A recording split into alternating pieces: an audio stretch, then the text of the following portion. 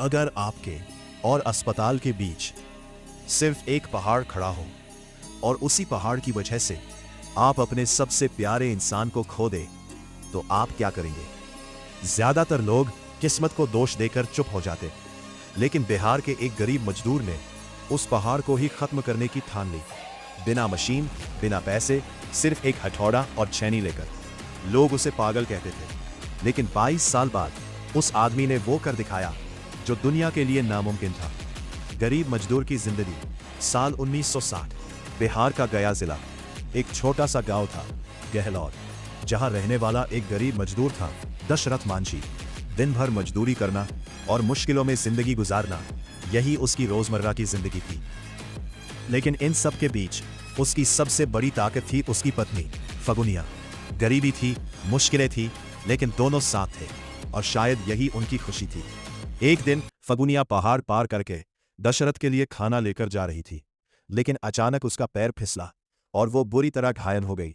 गांव के पास अस्पताल नहीं था, और सबसे बड़ी समस्या थी वो विशाल पहाड़ जो गांव और शहर के बीच खड़ा था।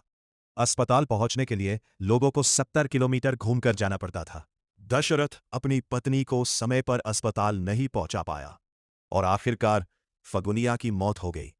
उस रात दशरथ मांझी पूरी तरह टूट चुका था, लेकिन उसी दर्द से एक ऐसा फैसला पैदा हुआ जो इतिहास बनने वाला था।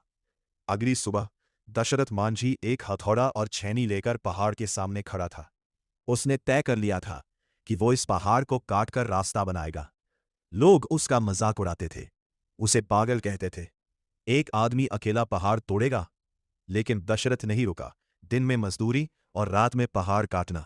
भूख, प्यास, तेज धूप, बारिश, कुछ भी इसे रोक नहीं पाया।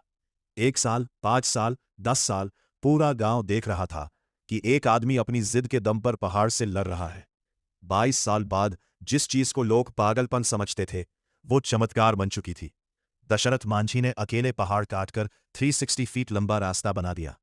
जिस रास्ते को तय करने में पहले 70 किलोमीटर लगते थे, अब वही दूरी सिर्फ 15 किलोमीटर रह गई।